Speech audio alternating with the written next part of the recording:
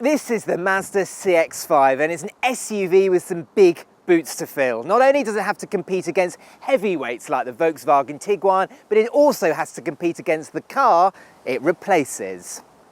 You see, the old CX-5 was widely considered to be one of the best handling cars in its class, so all eyes are on Mazda to see if that remains the case.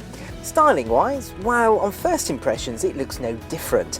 Park it next to the old CX-5 and you'll see it's far more imposing, especially with the large grille and swept-back lights. To the rear it's less dramatic, but now I'm nitpicking because overall the CX-5 is a fine looking car. And it's really nice in here as well. The CX-5 has actually got a really quality interior. There's lots of soft touch plastic across the top of the dashboard, but it's the design details in here which really delight, like the stitched leather across the top of the dash. It's just a really nice place to be. Now, the CX-5 has the same infotainment system as the old car. What is new is this new glossy 7-inch screen, but it's not a problem the fact that it's the old system because it works really well. It's a rotary controller down here with some shortcut buttons. Cubby wise, well, there's lots of them actually. There's a large one under the centre armrest. We've got a space down here where you can put your phone, and there's a charging port there. A couple of cup holders. The glove box is of a good size. We can fit the large packet of crisps in there, and you can just about fit a 1.5 litre bottle of water in here. Now, the dashboard may not have the style and the drama of the Peugeot 3008, but the quality is best in class. Yes, you heard that right. The quality in here is better than the Volkswagen Tiguan. The CX-5 model range is nice and simple, and there are just two trim levels. SEL nav cars have cruise control, dual zone climate control, LED headlights, all-round parking sensors, sat-nav and cloth seats. Upgrade to the Sport Nav model, like the car you see here, and Mazda will fit a power-operated boot lid, heated, power-adjustable leather seats, a Bose stereo, a heated steering wheel, and too many other goodies to list, including a head-up display. In the back, and it's pretty good news, there's loads of space for adults. I'm just over 5'10", and I've got a huge amount of knee room. Headroom is pretty decent as well. In actual fact, I'd say it's pretty damn good actually. So if you're about 6 foot, you're not going to struggle back here at all. Now, you can fit 2 adults back here. 3 really is going to be a push. I mean, even Mazda thinks so, because look at the design of the rear seats here. If you do have to carry a middle passenger, they can just about fit there, but yeah, it's not particularly comfortable and they're going to really struggle for shoulder room. We've got a central armrest here with a cubby and a couple of cup holders. In actual fact, there's a USB charging port there, which is really quite a neat feature. The doors open at 90 degrees, which is great when you're loading those child seats in, and the bottom of the doors extend underneath the bottom of the car, which means that the sill is always kept clean. Round to the boot, and things are quite average for the class. So whilst the Mazda's 506 litre boot does sound pretty good, it is 100 litres smaller than the Volkswagen Tiguan. That said, it is of a nice square shape, meaning you can load those suitcases in very easily. However, you may think there's some underfloor storage here. There isn't. If I lift up the flap, there's just a Bose subwoofer, but there are no clever cubbies back here whatsoever.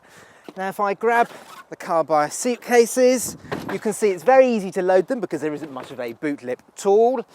It's a medium-sized one, and then the smaller one, and you can see, look, you can fit loads of suitcases in there.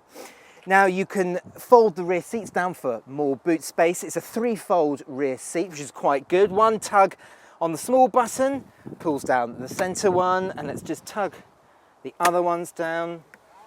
And there you go, you've got a completely flat loading area, which is great when you want to load those larger items right to the front of the boot.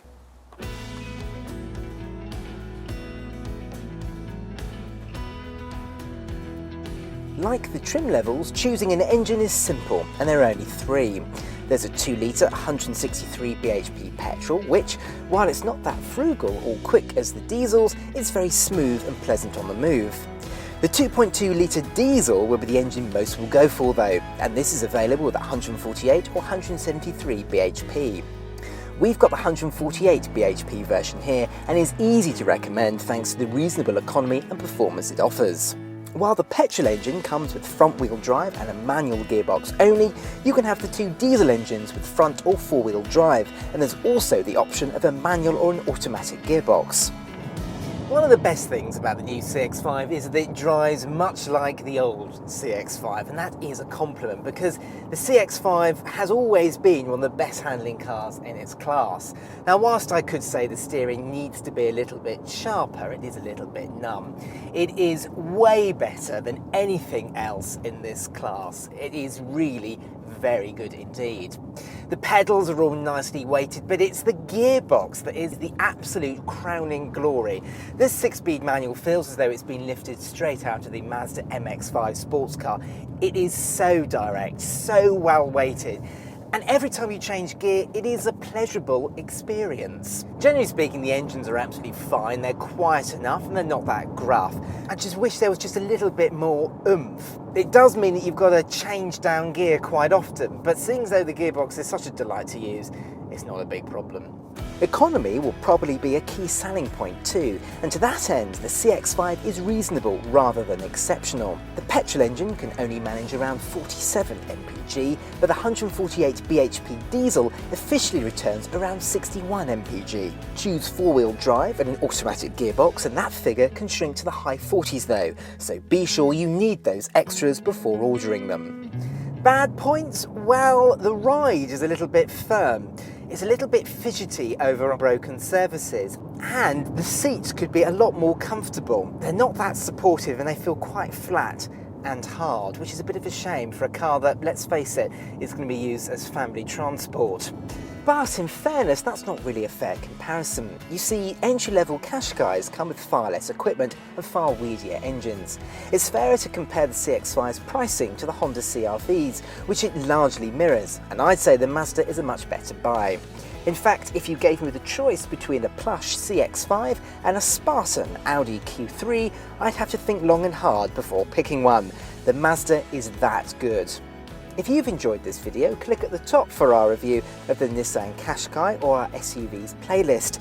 Don't forget to subscribe to our channel, follow us on Twitter and like us on Facebook.